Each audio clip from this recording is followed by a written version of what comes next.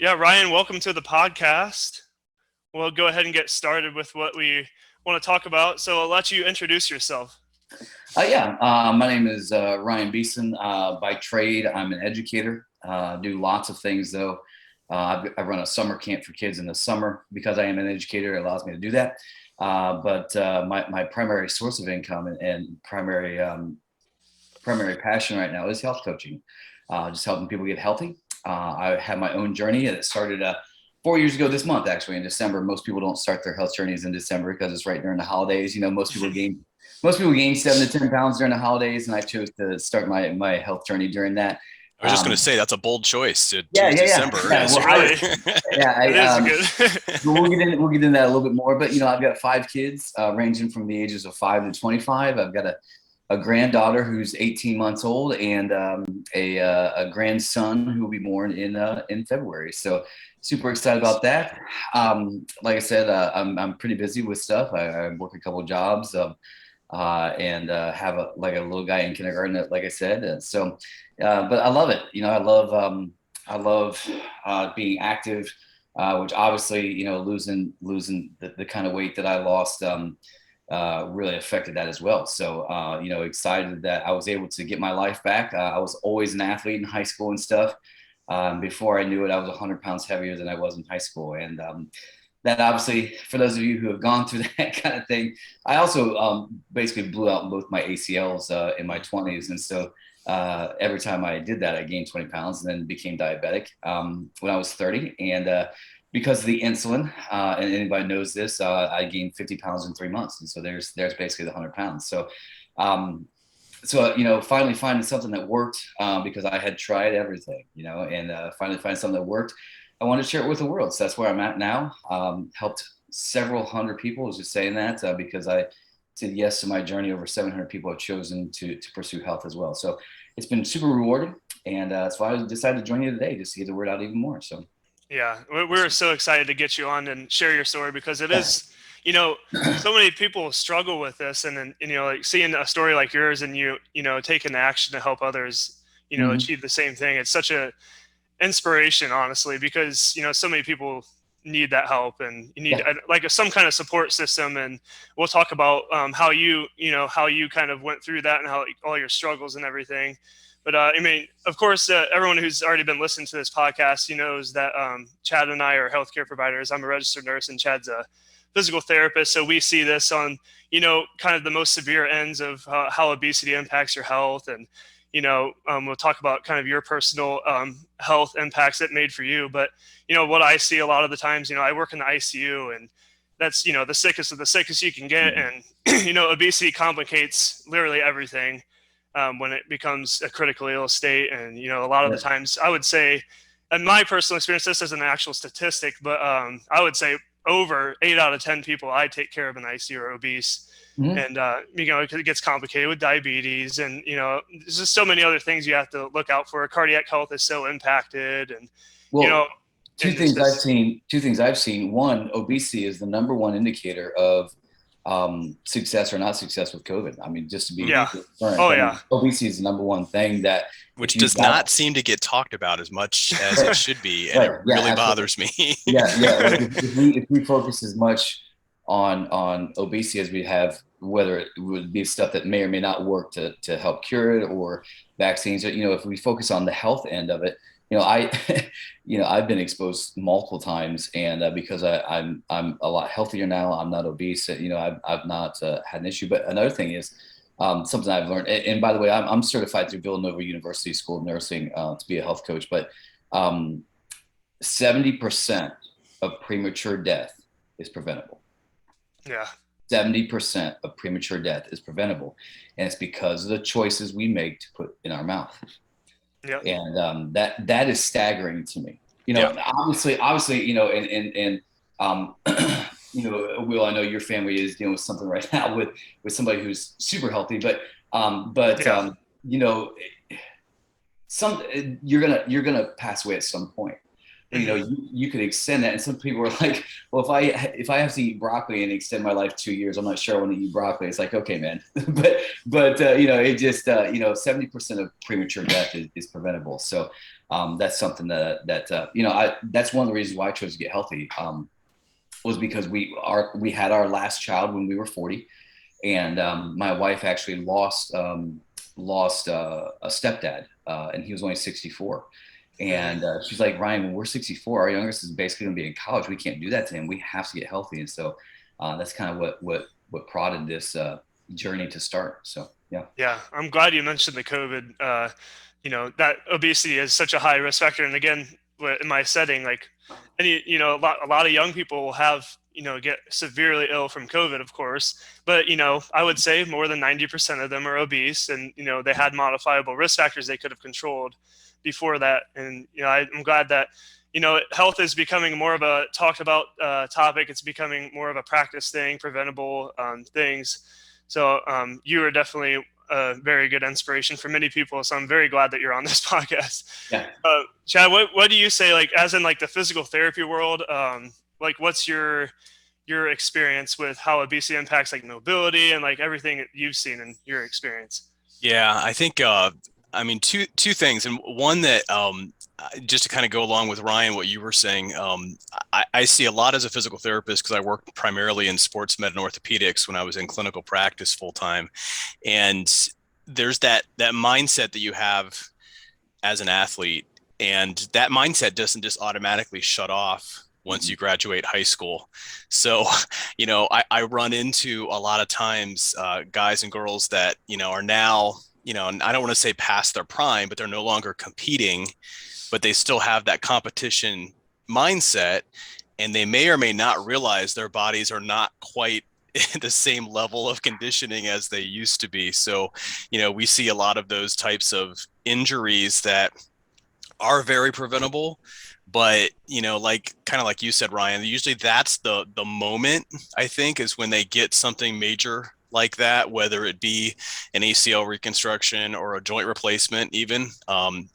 That's usually the moment they realize, okay, I may need to look at modifying, you know, what I'm doing, you know, or, you know, if they have a cardiac event, you know, stuff like that, that tends to be that life altering, okay, I need to change my course. You know, my path is maybe going to be a different one than what I thought it's going to be. You know, most of my high school athletes that I dealt with, I mean, according to them and according to their parents, they were all going to be playing professional sports, you know, in just a few years as their full-time career. And there was no reality check at all in there. So, you know, but obviously the more deconditioned you are, the more risk factors apply here. And that's true with anything. One thing we haven't talked about, Will, you and I, you know, when we talk about obesity, but I'm really seeing in this, and this is more just observational, but even before the pandemic started, just a staggering number of healthcare workers that I've been around that are either significantly overweight or are now into that obesity realm, and teachers really, and nurses. Teachers yeah, and nurses. Yep. yeah, They're so busy taking care of everybody else that they don't take care of And not to themselves. mention the teachers lounge, the nurses lounge always has goodies, Yeah. always has stuff. Yeah. Yeah.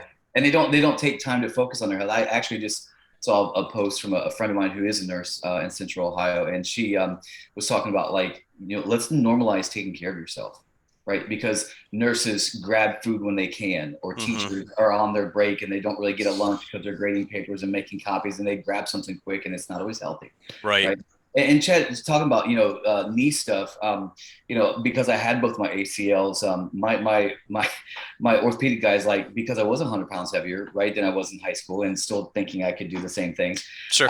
My orthopedic guys, like, you should probably never run again, because because you know what I found is, for every pound of weight that you had, it puts 4 pounds of pressure on your knees.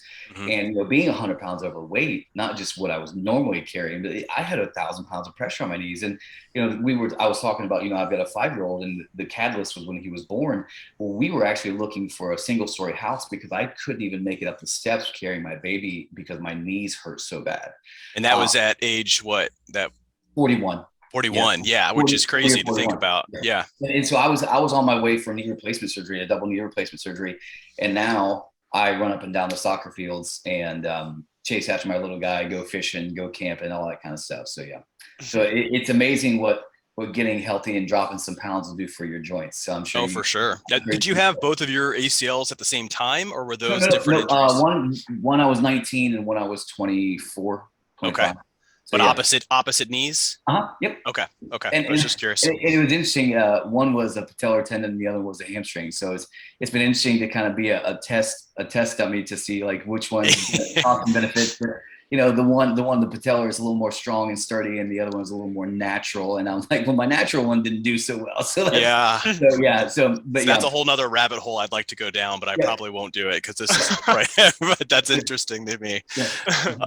Yeah, because there's a tendency, especially with after high school, where you'll see ACL reconstructions. If they repair them, they're just going ahead right with the cadaver because it's not as strong and it doesn't have the same effect. But they assume they're not going to be as active as they were, and trying to convince some of the orthopedics that I've worked with that actually the opposite. We want them to go back to a level of activity that is up there, and I'm so old that cadaver ones really didn't exist back in the day. Okay. Back in the mid 90s, but also they're using cadavers because the rehab's faster, right? Like exactly the bounce back faster. So yeah. Quote unquote saves money, but it gets a whole nother route. Kind of like the whole thing with closing gyms during a pandemic. I mean, it's to me, I mean, not to go down that rabbit hole, but to me, that's where the mandate maybe should be, is maybe mandating people go to a gym, but that's just my personal. I will tell you, my business from my coaching practice from March of 2020 to March of 2021 grew by 700%. Yeah. Because people couldn't get to the gym and they desperately needed help. So yeah. Yep. I was one of those guys that ran into Dunham's before they shut down to try to see if I could buy a dumbbell and what they had left. So yeah. That was one positive thing. People did get more flexible with their exercise and everything. Honestly, yeah. There was you started to see creativity again. Yeah, more independence and the willingness to actually, like Ryan said, go out and find support when you need it, and that's good. Yeah, that's one great. Positive. 700% is insane. I mean, that's pretty just good amazing. Yeah, it was. I think I helped in April of 2020. I assisted just that month. New clients was 20 clients, and in May was 10 clients. And then, like I said, it just exploded from there because, it's funny. They call it the COVID-19 because people putting on, 20 pounds during the shutdown because all they had to do was eat Twinkies and bonbons and Doritos, and, I'm at home, I'm not doing anything. So, they put on the COVID-19 pounds. So that's what we've been calling it. Yeah. I've joked with Will about this before because some of my, colleagues, whether it be at the college or at the clinic, but, when you don't see each other because you had the lockdown and then you're gone and then they came back and a lot of them worked remotely for several months before we'd see them, coming back onto campus. And then it was just like, oh, whoa, okay, hey, like it just was kind of a surprise. Like, wow, there's been some pretty radical physical alterations and not so much positive, so it's like, wow, what are we looking at? But I know, Will, I know you've got other questions on here, but I was going to ask Ryan, just if you could, because I'm just kind of curious, like what's involved with your coaching business? Like what kind of comes with that, package when you purchase something with you to have you as a coach? Yeah. The good news is I'm a free resource. But I get compensated working with another company. But basically, we focus on four things. We focus on nutrition, right, and eating appropriate foods. That's the key aspect to it. We focus on education, right, because 80% of people who diet gain it all back because they're looking for a quick fix.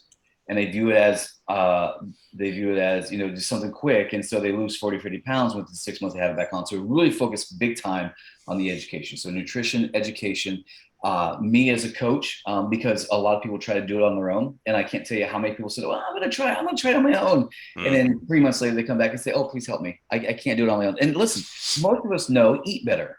Sure. right? But what does that look like? And so you're getting me as a resource to help you navigate that. And then finally, there's a community, right? And so, so the nutrition piece, the educational piece, me as a coach, and then the community that I plug you into as well. One is accountability. Two, it's encouragement. Three, it's help, right? Because we can't do it on our own.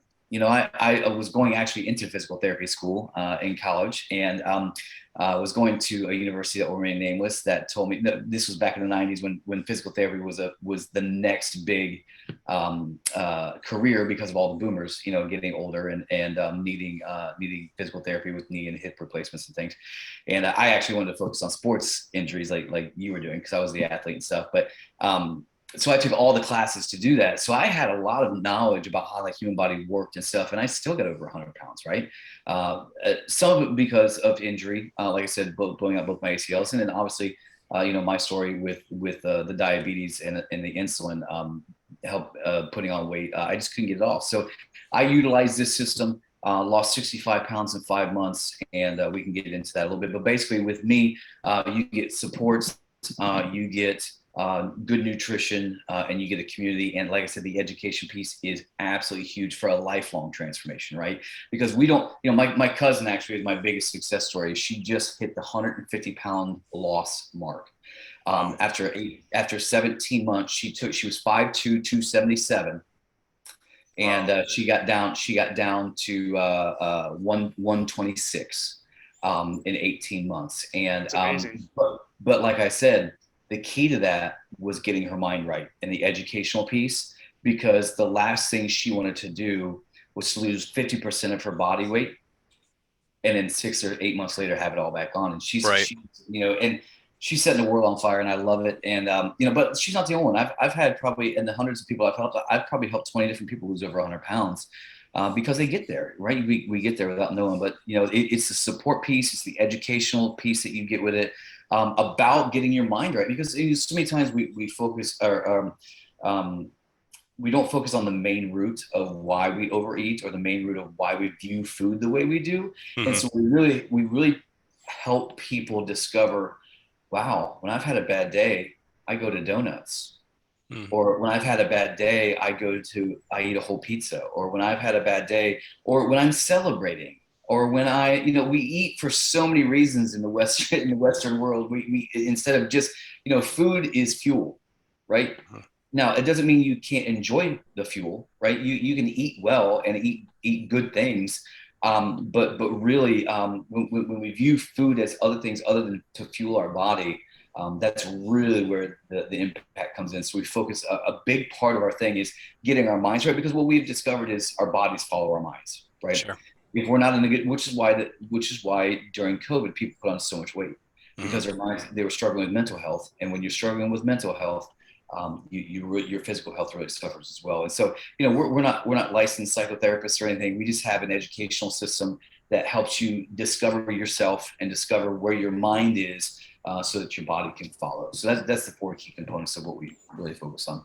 That's great that you mentioned the emotional part of eating. Like a lot of, and that's going back to, like you said, nurses and teachers, their jobs are very stressful. And a lot of the times they come home and they're like, don't want to do anything else, but, you know, that's called like just stress eating basically. Yeah. And I think that's where, you know, I work with a lot of nurses that are, you know, obese, and you know, it's just, you know, like you said, we have the knowledge, but that doesn't necessarily mean anything. You know, I think Chad and I talked about this in the last episode, where, you know, just because you have all this knowledge doesn't necessarily mean that you have the tools to actually go ahead and, you know, act on it. Because, you know, a lot of people need support systems, and, you know, no matter what it is, you know, a lot of the times you can't do it by yourself. And not just because you need it at one point doesn't mean you need it the rest of your life. Like you said, the education part, you know, once you kind of learn what works for you, and everyone's just a little different. Once you learn what works for you and it's sustainable, and like you said, that people yo-yo diet and, you know, go back and forth in their weight. And I'm glad that you guys really prioritize that. That's, you know, because a lot of people do go lose like 20 pounds, and then, you know, they think, oh, I can be done with this diet. And then they get back on their regular habits. And then, you know, it's the same thing, emotional eating, you know, high stress, you know, like you said, if your mind's not right, it goes right back. a lot of people look for a magic pill, right? Like they still want to eat Yeah. pizza and French fries and lose weight. Well, it's just that's not how it works. You've got to change your nutrition. You know, Mhm. we've been given everything we need to be healthy. You know, we have a resource, you know, part of the community is we have a huge resource of great recipes. You know, we had, when we were doing this right in the midst of the weight loss portion, we had 3 teenagers and a 2-year-old at home, right? And our teenagers, you know, our vegetables were corn and potatoes because we were farmers, right? That's it, which aren't really vegetables, right? But you know, we learned how to cook appropriately. And my teenage son, who never ate vegetables. I mean, when he was younger, we would give him the V8 splash, right? Because it was fruit juice. Yeah. But that's how he would get his fruits and veggies because he wouldn't eat them.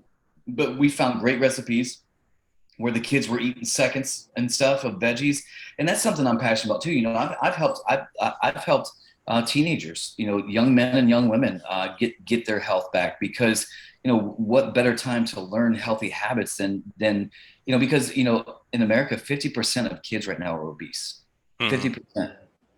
That's insane, especially for Mm-hmm. guys like me and Chad are a little bit older, right? When you know we grew up outside until the you know street light came on. I sound like an old fart now, but you know we were so active, and now they literally, you know, I run this summer camp, and we actually for the little we run a little kids week and a week for teenagers, and it's amazing how quickly these 9 and 10-year-olds get exhausted because they're used to being in air conditioning playing video games all day, and we get them Mm-hmm. outside and get them active, and after 2 or 3 days they're wiped out, right? Because they're just not, they're used to sitting on their butt and not doing anything. And so that's my, you know, we I've helped people as young as you know 12 or 13. You know, I've helped high school athletes that were you know, bulking up for football season or whatever, and realize, okay, this is not great. I need to get a hold of this. And, you know, and so, you know, it doesn't matter what, and the oldest client I've had was 87.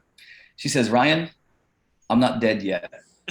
And I don't want to die anytime soon. I want to be healthy. So, you know, there's no too late or too early to get healthy, but, Yeah. you know, that's what I love about it. And like you said, that we don't just have plans for weight loss, we have plans for maintenance, right? And it's not like you have to, you know, it's not like you can never go back to, you know, your granddaughter's birthday party not having a cupcake at her birthday party. You know, that one cupcake at a birthday party is not what makes you obese, right?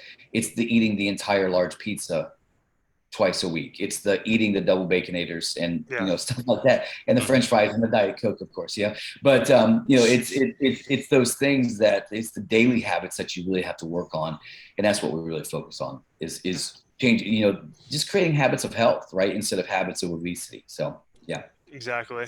Yeah. So we do have some questions for you. yeah, This will kind of help. Uh, so you described your program and everything, and this will kind of help show people how you kind of came about it and like how you personally struggled and how you know personally found your resources. I think it'll be a good benefit for people to kind of understand yeah, exactly how it came about to your personal health journey. So the first one we did talk about quite a bit with your personal health already, but how did you feel then when you were obese and you had diabetes yeah. compared to how you feel now, just like a real general, Yeah, I mean, how you it's night felt? and day. Something that I tell people that I talk to when I'm doing a health assessment with them and finding out their goals is I didn't realize how bad I felt until I felt good. Mm. Hmm. You know, because you get there uh, over time, Right. and it becomes your new normal. And I hate that because with COVID, that's kind of a trigger word now, new normal. But you know, the needing a nap in the middle of the day, getting to the end of the day and being exhausted, not sleeping well at night because you're carrying an extra 65 pounds on your chest and you've got sleep apnea and you're getting up 2 or 3 times a night to go to the restroom and all this stuff. You're not getting good quality sleep because you're obese. And so because you're not getting good quality sleep, you're exhausted.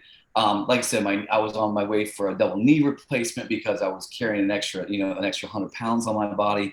And you know, you think 100 pounds, but you know, if you go to the grocery store, the Walmart or whatever, and pick up a 50-pound bag of dog food, I was carrying 2 of those around Yeah. all day, every day, you know? Mm-hmm. And so the fact that I have released that weight and I've kept it off now for 3.5, almost 4 years, um, it changed my life.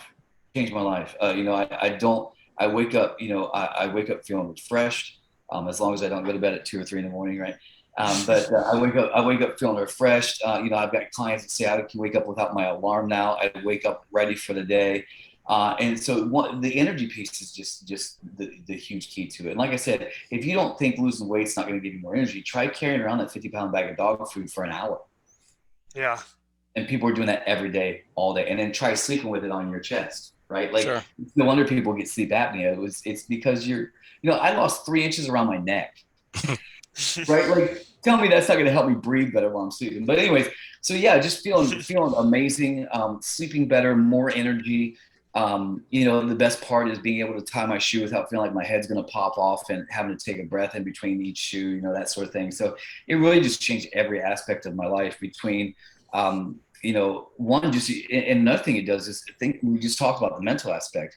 When you look in the mirror and you're 100 pounds overweight,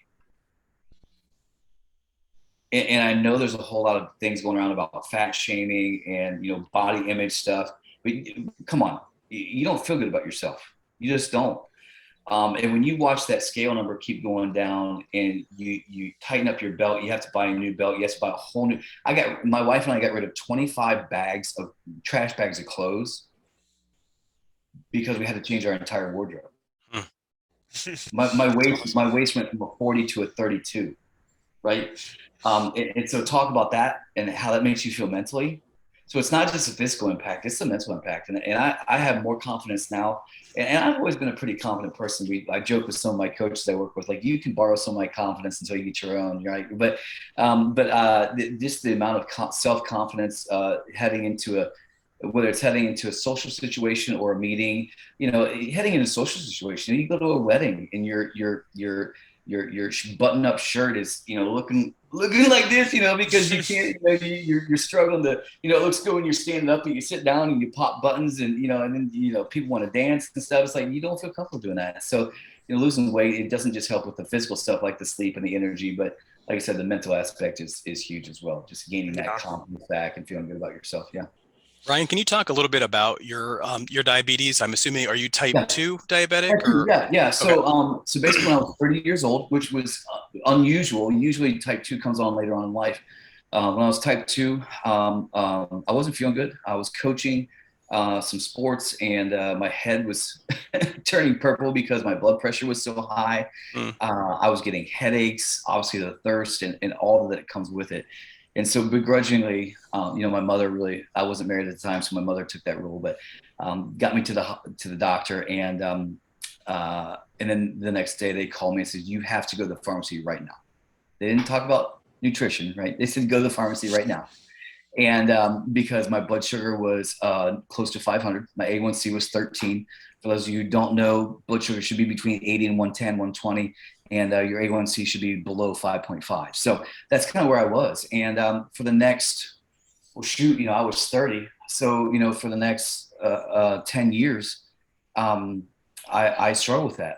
Again, I was on all the medication. I was on 10 medications because, like I said, the medical field, and say whatever you want about the medical field, but typically what they do is they treat symptoms, they don't treat the cure. Exactly. We agree. I was on 10 medications and I was on 300 units of insulin a day. 300 units. Most people are on 30 to 50. And so when I started the insulin regime, I put on 50 pounds. And for those of you who know anything about diabetes, weight is a huge issue with that as far as type 2 diabetes. So as far as diabetes goes, I started on December 7th, started my health journey. By December 15th, which was 5 weeks later, they took me off of all my insulin. And within that 5 months, I had lost 65 pounds. My A1C was down to 5.2. And I got off of 7 medications. And for 3.5 years now, I've been maintaining basically not being diabetic anymore. I take a baseline medication just to make sure my body uptakes my insulin correctly. But my A1C has for the last 2 years, without these medications, my A1C has been basically the exact same every time they take it, which now it used to be they take it every 3 months to try to stay on top of it. Now I take it once a year. I used to test my blood sugars, and with doing this health journey, My blood sugars, even with 300 units of insulin, my resting blood sugars were 100 to 250 every morning.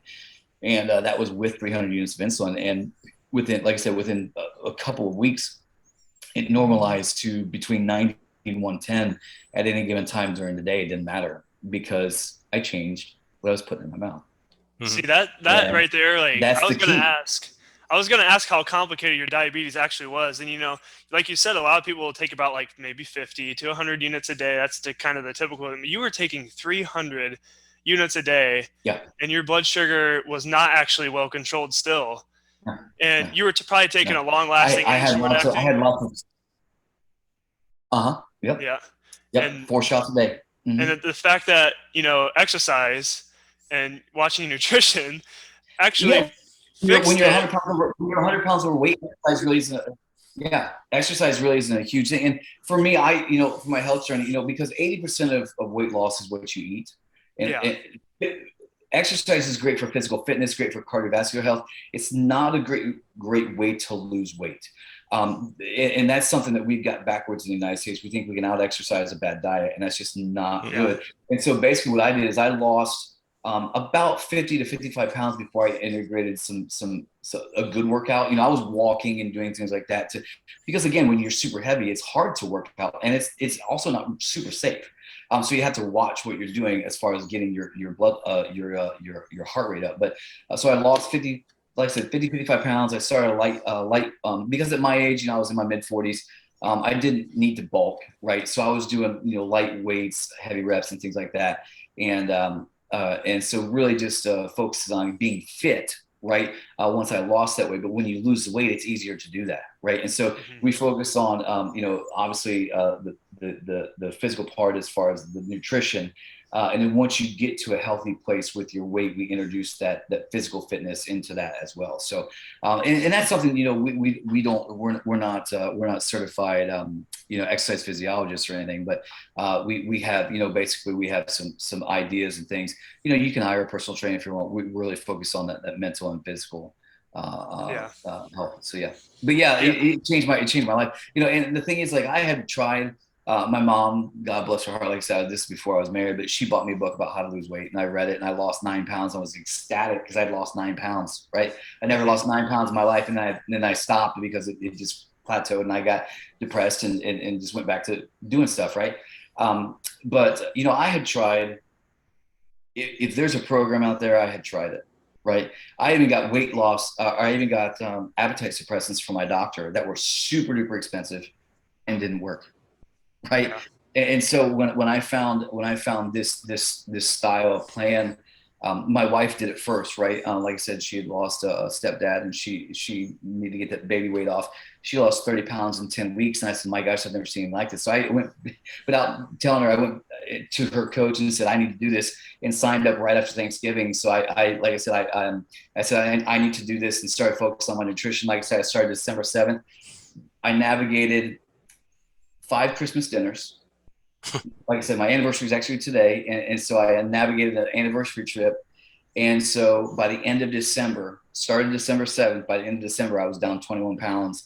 And I knew right then I needed to share it with the world because I had never, I mean, think about this. Most people say, oh, yeah, I could lose 20 pounds. Pretty much everybody, except for maybe Will down there, a little skinny guy, but pretty much everybody could stand to lose 20 pounds, right? But I did that in 3 weeks, even through Christmas, 5 Christmas dinners, anniversary trip, was able to lose 21 pounds. And like I said, I never looked back. And it was life altering.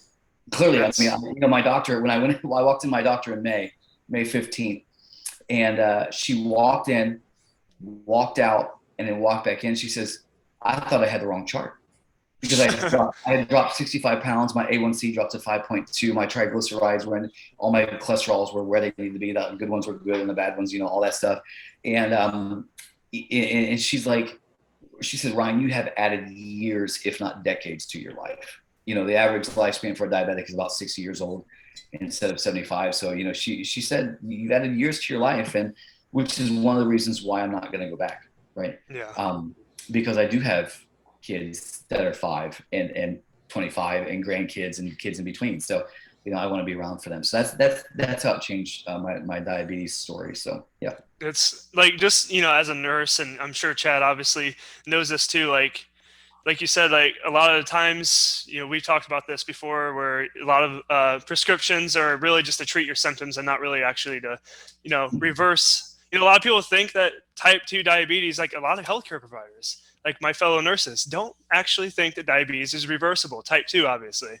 And like, no, I've always thought that this, you could, if you change your nutrition, you can actually, get rid of it. And, I'd actually personally, until I just heard your story just now, didn't think it was, that response I thought it was going to take. It might take years, but thinking back or looking at your diabetes, yours was complicated.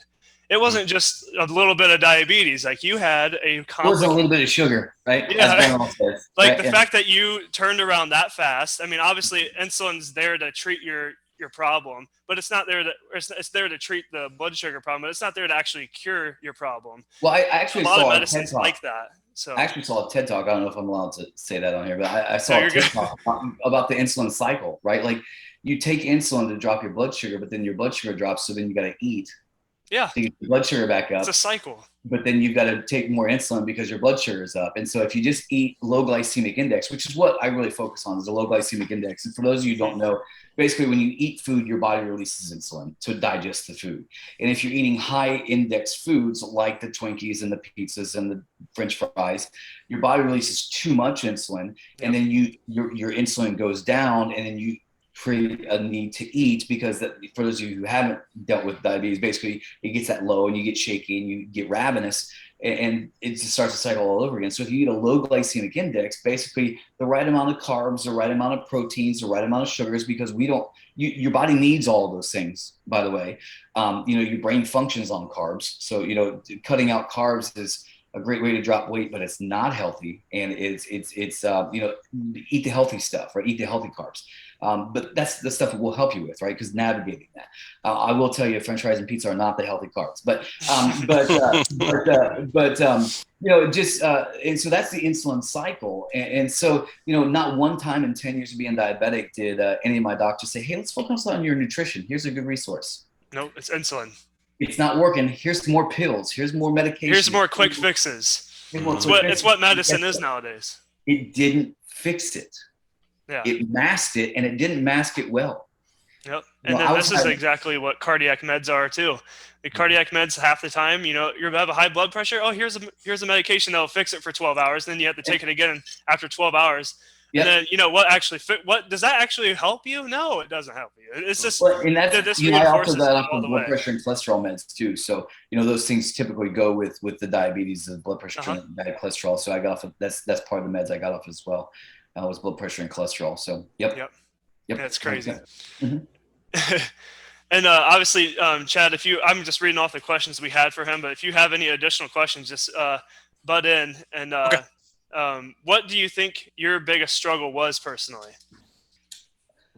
I really like your statement too. I wrote that down, but when you can't out train a bad diet, like that's such a true statement. Yeah. Well, I did as a former athlete. I don't say former because I'm old and shouldn't, but I was going to the gym. I was doing the gym 3-4 times a week, and it wasn't doing it. The scale wasn't moving. Now I would get a good sweat on, a good lather on, and I was strong. I was strong as an ox, but because I'm carrying around an extra 100 pounds, your leg muscles are strong from doing that.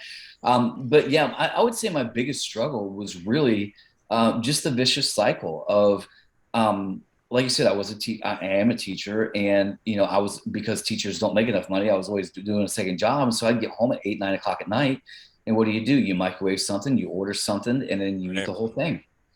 You go out to eat, and portions in America are twice what they need to be. You can still eat out.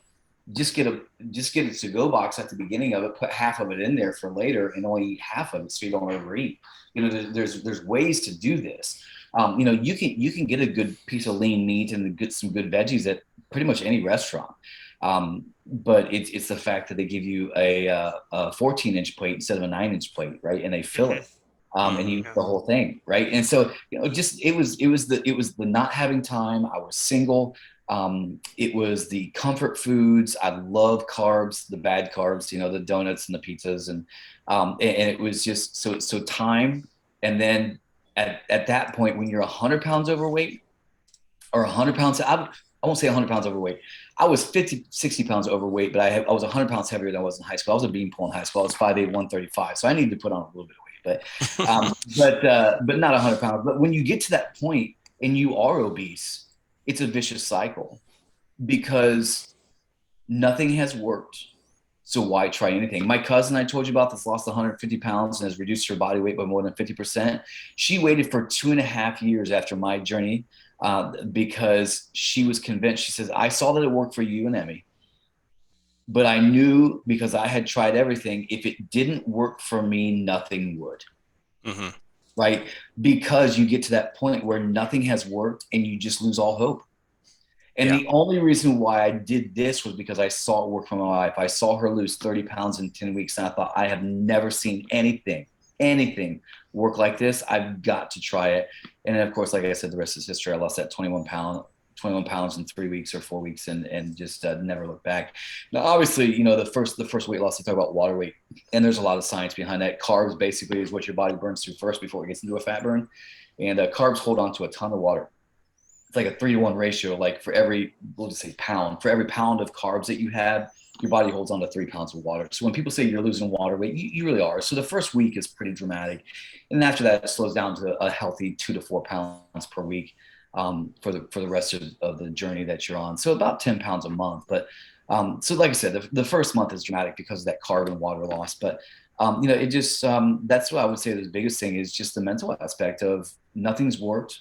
So I might as well just eat myself into oblivion because it doesn't matter what I eat. And the thing is, like with the diabetes and the blood sugars, like it was super depressing because like I would eat the same thing every day and my blood sugars were not the same every day, right? It didn't matter. I could eat the same thing at the same time and my blood sugars were all over the place. And I even told my wife, who was praying that my diabetes would go away long before this. And I was like, I'm always going to have it. It's always going to be something I deal with because I've always had it and it doesn't matter what I eat. It always just does this. Well, guess what? It really does matter what you eat. But nobody had ever trained me how to eat appropriately. And that's really what we focus on. That's really what we focus on is proper nutrition. Yeah. That's awesome. Mm-hmm. Did you experience any health issues? Like, did you ever have to get put into a hospital or, for diabetes? Because I had only had it when I started, so about 7 years. I still had good circulation. I didn't, because I hadn't dealt with it for 20 or 30 years because I nipped it in the bud. I didn't get to the neuropathy. I didn't get to the sores. I didn't get to any of that stuff. My biggest thing was the constant thirst and the urination, the sleeping horrible, and just kind of all the stuff that is the initial stuff. But because I didn't deal with it for decades, I was able to, and that's why my doctor said I added decades to my life or years to my life because I got on top of it before it became a huge. I mean, you see, having those blood sugars in the 200s and 300 to 400 units of insulin, that's where, your liver functions, your kidney functions, and all that sort of thing really start to wane because of the constant pressure from the highs and the lows and all that extra insulin in your body. So, yeah. So I was able to avoid serious side effects other than, like I said, the blood pressure, the cholesterol and all that stuff, which would have led to a lot. Yeah, would have led to all of that. What Chad and I see. Basically.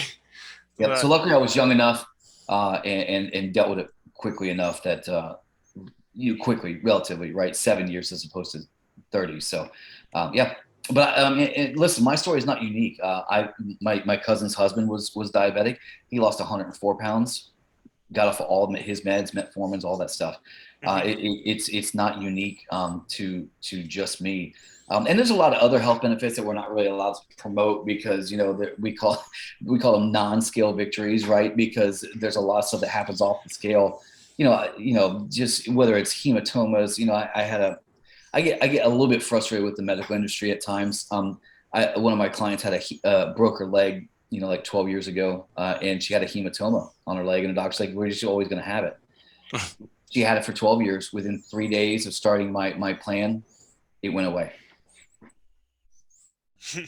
Yeah, because it just really reinforces like how important nutrition is, and oh, there's 100%, a time and place for medicine. Of course, there's a time and place for 100%, medicine, and 100%. we are Yeah. really, our country is so good at treating the critically ill, but there's very limited education on nutrition for most people, and Well, if you're and not, look, it's like source. cholesterol, right? There are some genetic things with cholesterol that you just can't control, right?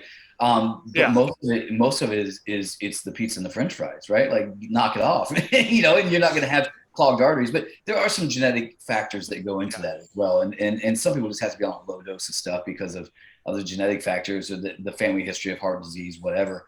yeah. Like you said, there is a time and place for some medicine, but it shouldn't be the go-to when there are other things you can do. The body heal. Here's something crazy. I had to get new eyeglasses at the end of my journey because my eyesight improved. Yeah, yeah, My eyesight improved. And as a diabetic, that's something that really, yeah. your sugars can really affect. So I was like, the doctor's like, your your eyesight got better. How did that? So yeah, crazy stuff. Though. So, That's funny. It's crazy. mm-hmm. So, was there like a moment that you remember, like just one moment that, like, well, you kind of already talked about it, is your wife's influence, but was there another moment that like sparked your weight loss journey that you would say? Well, like I said, I just like all Americans, right? Like you see somebody who loses some massive amount of weight, you reach out to them. What are you doing? Yeah, Right? And every time I did that, it was like, take this pill and drink this water, or do this thing and drink water. So I thought, it sounds like water's the key. All these plans are, drink water, which it is, right? Like water, it cleanses your system, it hydrates your cells. All our body is, is a high percentage of water. If you're dehydrated, you feel horrible. But really, everybody's looking for a magic pill, and I wasn't super into magic pills because I tried a few, right? I tried pink drinks and I tried supplements that you have to take the rest of your life, and I wasn't convinced of those things because it didn't work. And when I saw that you could eat real foods that tasted pretty good and get healthy and lose weight, I was like, okay, I get to eat 6 times a day because we really focus on small portions, right, throughout the day. But it just when I saw my wife, I knew it was real. And then I did it and was able to help, like I said, hundreds of other people. And the only people it hasn't worked for are the people who don't really follow what I ask them to do. Right? If you follow the nutrition plan that I work with, you will have results, right? And you can have long-term success. It's up to you. Like I said, you've got to fix the 6 inches between your ears, right? If you can do that, you're going to have long-term success. And that's, and everybody gets into this for the diet, right? They call diet, and we don't use that word. It's like a bad word in our industry. We talk about the health journey because it is a journey, first of all. It's not a 6-month quick fix. And it is about your health. A side effect of eating better is overall health. And that means not just the weight loss, but the cholesterols, the blood pressures, and all those sorts of things. So, but I knew very quickly. I started coaching actually only 5 weeks into my journey, or 4 weeks into my journey, because I found something that worked and I wanted to share it with the world. I didn't know what it would turn into. I had no clue that 700 people just to this point, right, would have said yes to getting healthy, because I wanted to help them. But it's pretty amazing. And listen, I stay in contact with my clients on a weekly basis. We do phone calls, quick, 3 to 5 minute check-ins. But hearing the stories of, I was able to get down on the floor with my grandkids. I was able to, get off of this med or that med. I was able to, climb these stairs. I was able to go hiking again. I was able to get back on my bike. Man, I could do this for free, and be my payment. And it's so, watching people get their lives back is so, it's so rewarding. sure. And that's what keeps me going. Because like I said, everybody's got a side hustle, right? And this started out like that, like, oh, I'm just gonna help a few people, and a few people turned into hundreds of people. So, and pretty soon thousands. So yeah. Yeah, you hit also, to me, I mean, one of the things that's missing a lot, and I say this without, I don't want to throw like any particular company under the bus with this, but I still get into the clinic to see patients on occasion, and in our electronic health record system, it will basically light up like with this warning, that shows up for a patient when their BMI is unhealthy or their body weight is too high. And like what we are encouraged to do right now is when that warning is there, we're supposed to make sure that we inform the patient that they are overweight and need to do something about it. And I'm always like, so do you really don't think that they know that they're overweight? And I mean, you think you're giving them some kind of like groundbreaking information. That's not the problem. We're doing a great job of identifying who needs to lose weight, Yeah. but that's all we're telling them. We're The not doctor's giving always them like, yeah, you go can lose go talk 10 to to a 15 coach pounds. or Okay, tell me how.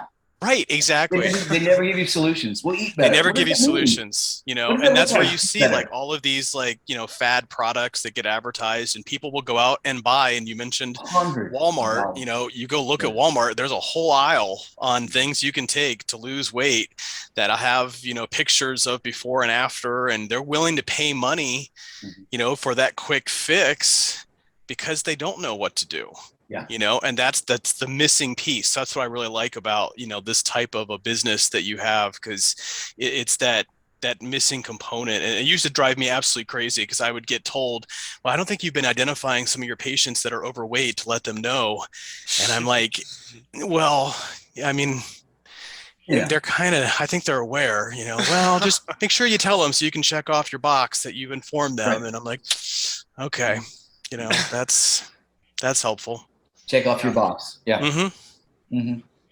And like I said, I've seen a lot of things. One of my and a new trend in medicine, and I've seen this because of being diabetic and also trying to help a lot of diabetics.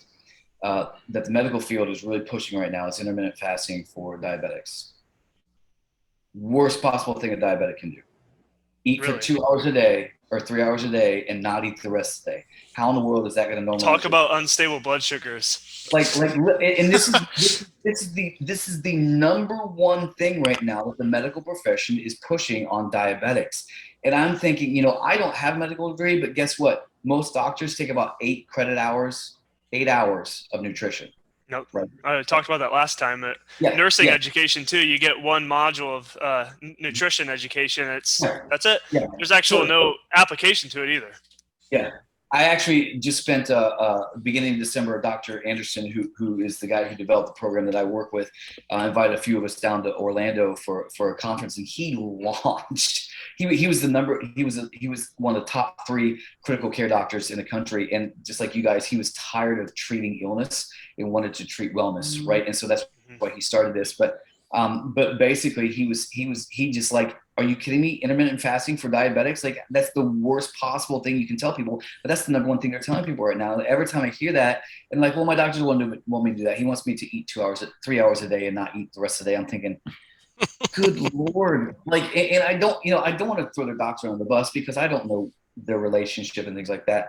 But my goodness, why not eat low glycemic things throughout the day to keep your blood sugars normal and keep your metabolism going? You're going to lose weight. And guess what? He's going to lose a patient because you're not going to be diabetic anymore. And that might be the key. I'm just going to leave it at that. You don't want to think it that way, but that's sometimes, yeah, I wonder but you mentioned too, I mean, like with some of the food choices, truly people don't realize sometimes, what's considered low glycemic. And, I was literally talking to a diabetic not too long ago who was telling me how she's been changing her diet and making sure she avoids, bad foods. And while she's telling me this, she's drinking a Pepsi. Yeah. And I was like, like, do you know? Another thing too, like a lot of people think, and during our weight loss portion, we cut out fruits and dairy primarily because they aren't necessarily low glycemic. They think, oh, it's fruit, it's good for you. Well, listen, there's a ton of fructose and stuff in there that, fruit, but they see the minerals and vitamins, but there's a way to get your minerals and vitamins that's not supplements that is not, like a banana is or an orange is one of the worst things you can eat because there's so much sugar in it. Now it's good for maintenance, right? It's good for maintaining healthy weight. It's not good for cutting weight because there's got to be that calorie reduction, right? So yeah. So again, people think I'm going to eat healthy, so they start eating fruits, they start eating, different things like that, and that's not really it's a better choice than a Twinkie. I will say that. There you go. But it's not going to help you hit your goals. So and like you said, that's why we set it up the way we did because you don't know, right? And most people don't know, including some doctors. It sounds like, but the fact that we're trained, we're certified, like I said, through Villanova University, and we basically just really focus on good nutrition and helping people learn how to make choices, right? And that's the key, is learning what foods are good for you and what foods are not. So yeah. And adding some pathophysiology behind high glycemic index, we talk about the 3 P's of diabetes: polyphagia, polydipsia, and polyuria, where you're eating, drinking, and peeing all the time. When you get a high spike of blood sugar, what's that going to do? That's going to increase your hunger. And it's a normal body reaction. So it's good that you guys focus on the glycemic index. Because, like you said, Chad, a lot of people don't know what that is. Like, there's no education behind that. And I didn't. In nursing school, we never learned about low and high glycemic index for diabetes management. So this is something that actually has to be learned outside of.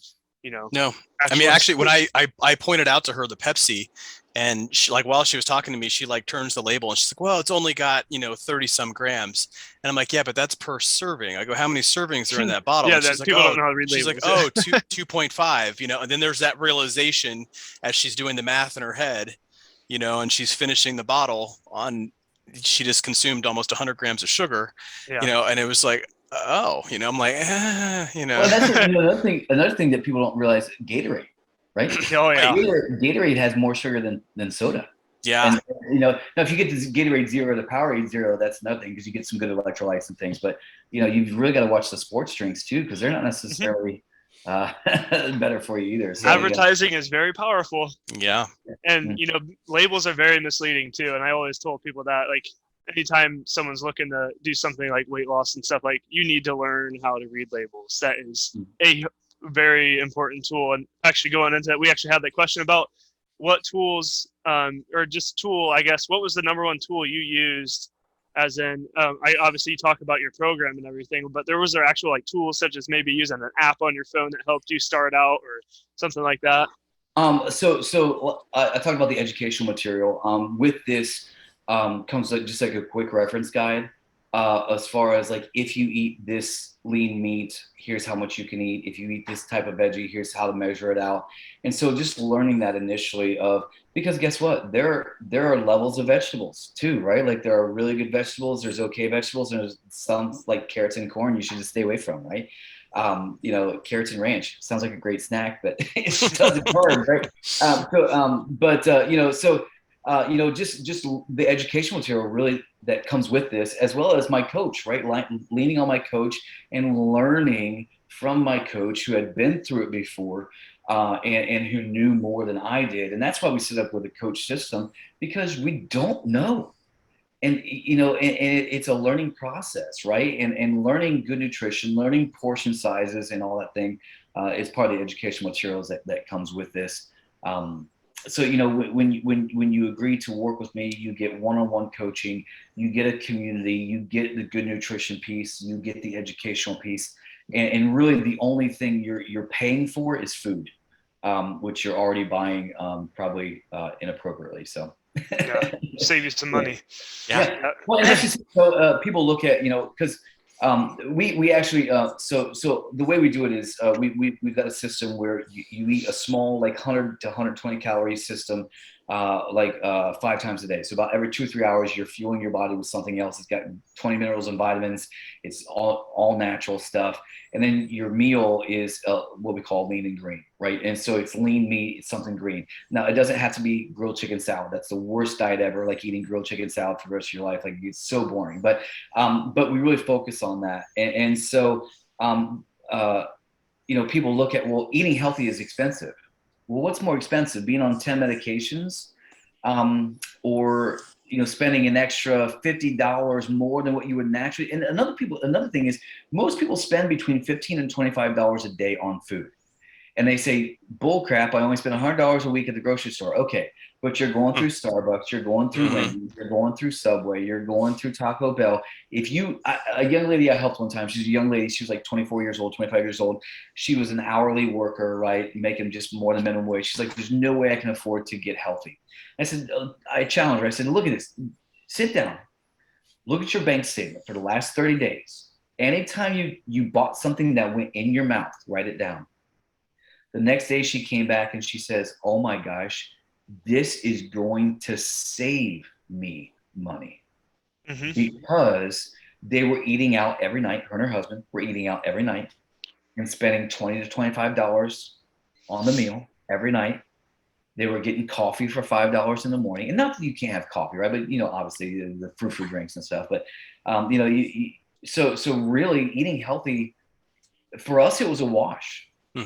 Because we weren't going through the donut shops and the coffee shops and the fast food places. And like I said, you can still eat out and still be social, but making good choices with that. But it really is basically cost neutral to eat healthy, especially when you figure in all those things, but especially when you figure in the medications you're on, that how quickly you can get off of them. I mean, and you guys know this cost of medicine is out of control. Right. And the fact that I got off of 7 medications, you think that saved me a little bit of money every month? Yeah. Right. So yeah. Just any of the complications that could go with, just the medicines alone, bills. But with the conditions, I mean, you're looking at crazy. Yeah.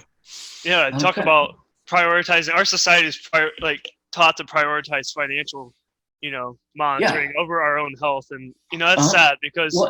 Well, another thing too, like they'll spend $50 at a gym membership and pay, a personal trainer and all this stuff, and all that stuff, like you said, is great for physical fitness.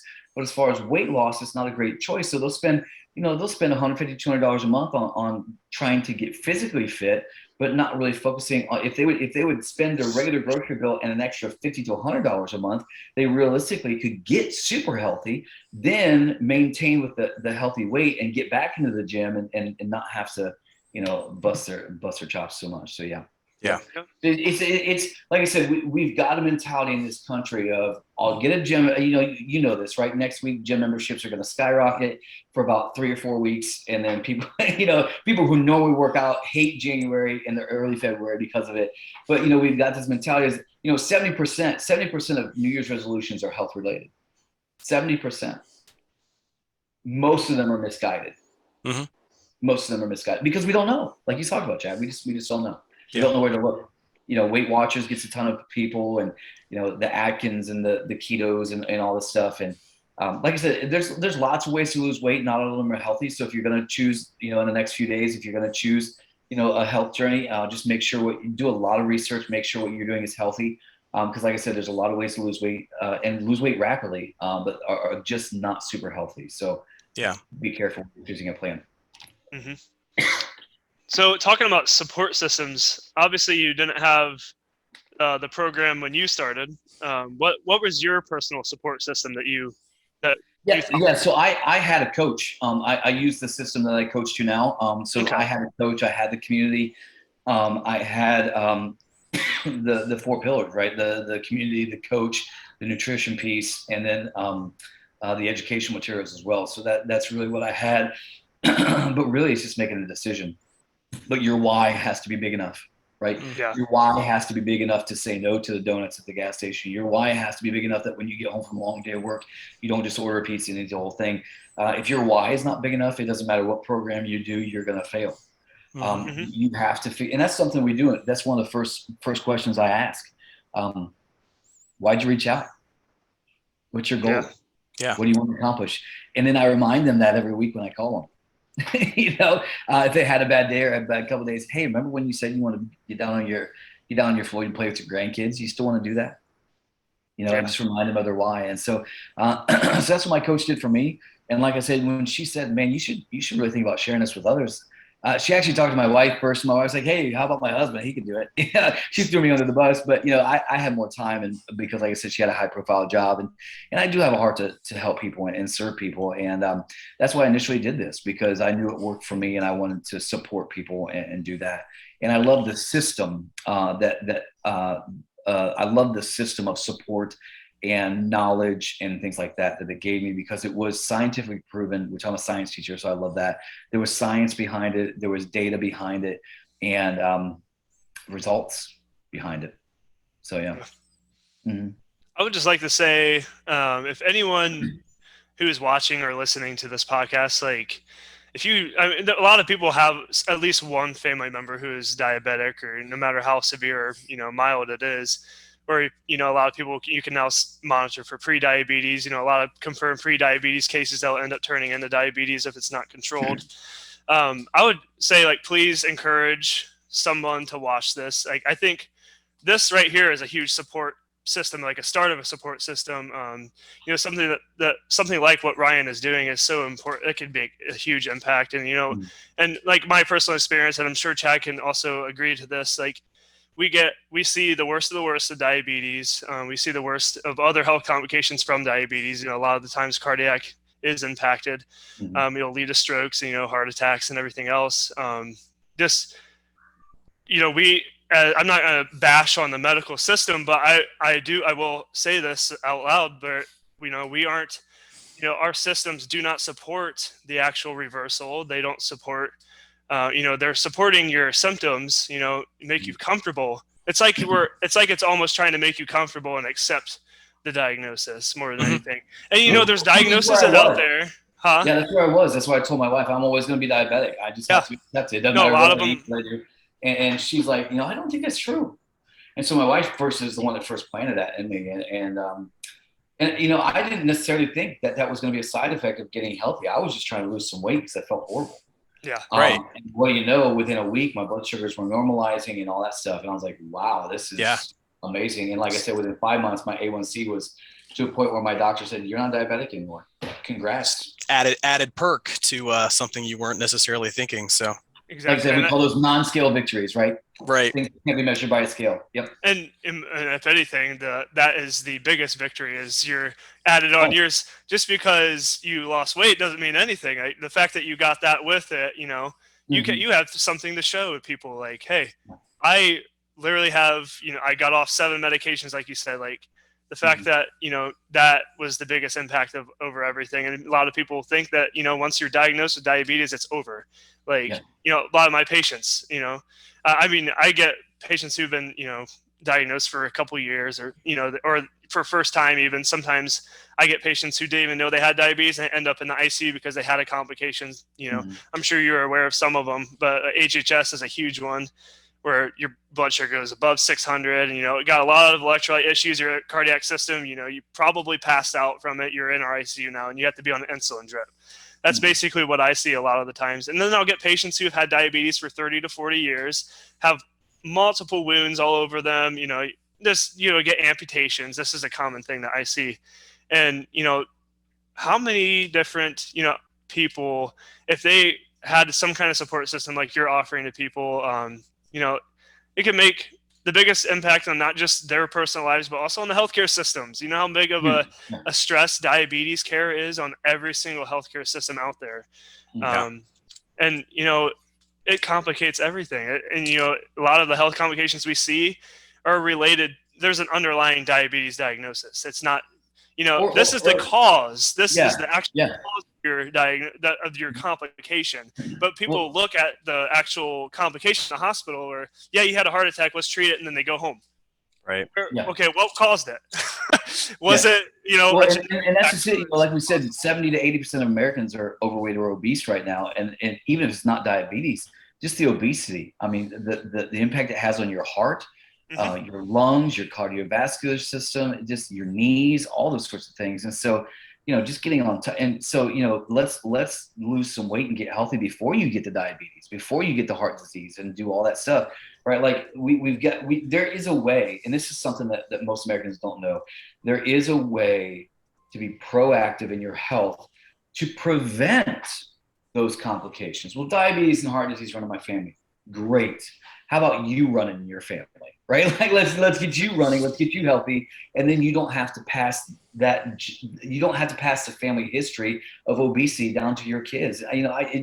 You go out grocery shopping, and it breaks my heart when I see these little dudes that are 5 or 6 years old and they're drinking the Mountain Dews and they're doing this stuff, and they're like 150 pounds at 10 years old. And it's like, man, it didn't have to be this way. And so I try to create generational health. Like I said, I've helped teenagers and things like that. We really can go as young as like 8 or 9. Much more than that, we don't focus on that. But we can help kids, we can help adults, we can help prevent, stay out of hospital. The unhealthy habits are being taught earlier and earlier and earlier now, and I wonder what that's going to impact. We're going to see a lot of younger complications. You kind of mentioned it too, Ryan, with the grocery store. I mean, you're kind of almost set up to fail because the healthier foods are more expensive. So, if you're on a fixed income or you have limited income, you tend to go to the processed, stuff, which is quite a bit cheaper, which, in reality, that's a very odd system that we have in place where the healthier stuff is more expensive. Yeah. Well, like I said, realistically, for only about $50 more per month, you can eat a healthy diet. Mm-hmm. And listen, I have been in a situation where $50 in my budget would have been impossible. And I get that. But for most Americans, if you cut out the donuts, the Starbucks, the Wendy's, the running through the drive-thru, if you cut that out, I mean, that $50 is a month, $50 a month. That cuts out pretty quickly. So it's definitely doable. And like I said, think about all the medications and doctor's visits and things that you can cut out and all the co-pays, come on. Yeah.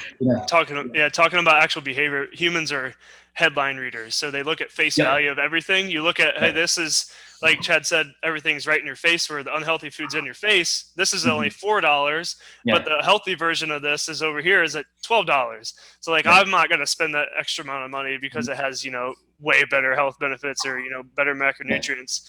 But we're face value, we're headline readers, and, it causes a lot of problems when you actually talk about nutrition education. There's a lot of barriers to go through. Not like you said, there is financial barriers out there, but a lot of the times you find out it's really not. It's a lot of the emotional barriers that you were taught when you were younger.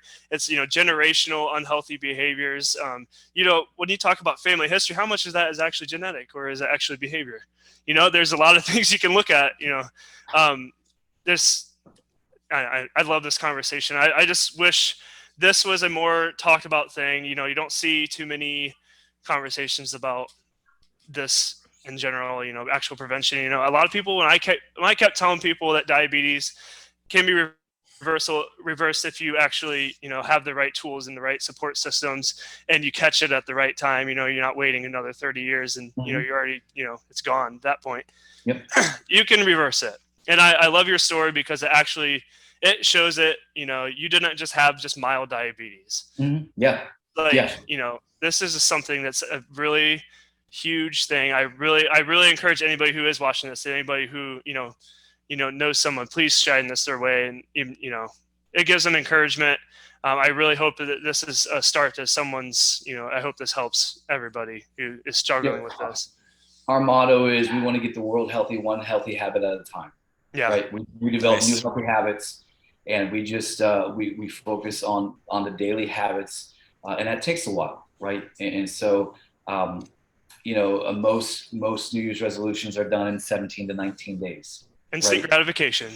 Yeah, we don't focus on now. Obviously, this is a big time of year for us, but I usually sign up. I usually start more new clients in March and April than I do in January and February. One, because they want to try it themselves, right? Mm-hmm. And then they realize in March, like, oh crap, I'm in the same position. I better reach back out to Ryan, right? And so but I'm here whenever, and I can start you on a Sunday, a Saturday, a Tuesday. It doesn't matter. We'll get you rocking and rolling and get you healthy. And that's what I love is that.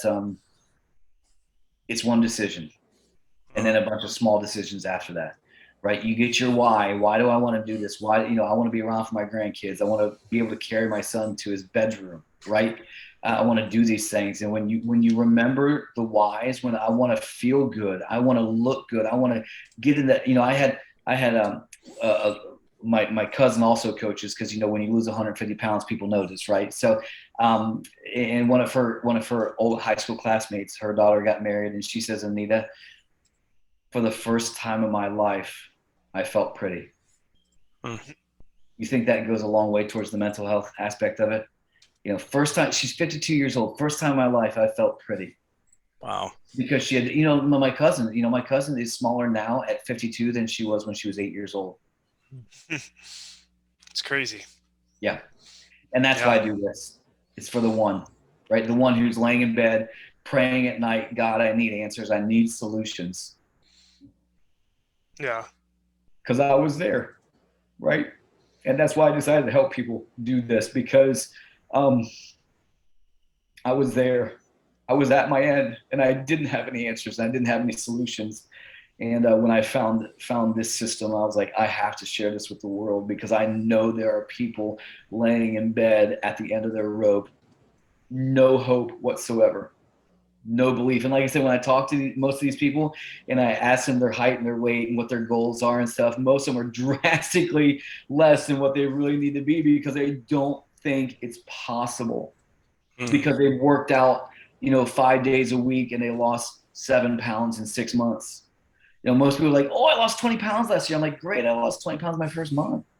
And listen, 20 pounds is nothing to scoff at. But it just, I love helping people get their lives back, man, or get a life they've never had, which is what my cousin has now, right? Yeah. Yeah. So, yeah. It's great. I'm so glad you came and joined us on this podcast. This is such a beneficial thing. Putting it in video form or on podcast form, anybody can listen to this and, listen to your story. And, Chad and I are always been passionate about this kind of stuff. And, working in the healthcare field, it's kind of, I would say, discouraging a lot of the behaviors that we see, because we don't necessarily have the power where we currently, like Chad in the clinic, and we only get so much time with them, and we're there to actually, Chad's there to do rehab, and he doesn't have the resources to just hand all this information to you. This is something that needs to be a support system outside of where you go. And I obviously only get like 12 hours with them, like and they're, most of the time when I'm with them, they're not even able to comprehend anything I'm saying. So it's just, I just want to encourage anybody who is listening to this. If you're not diabetic, that's great. And this is beneficial for anybody who isn't diabetic either. Just because you're healthy, you can still optimize your health. And it doesn't, there's always improvements that you can make. Well, and we also have plans for people who need to gain weight. Yeah. See, I've got a lot of friends who are coaches now, who had an unhealthy relationship with food, and they had eating disorders, and this helped them get some structure in their life and be healthy that way too. So it's not about weight loss; it's about overall health. And some people need to gain weight. Yeah. Yeah. Uh-huh.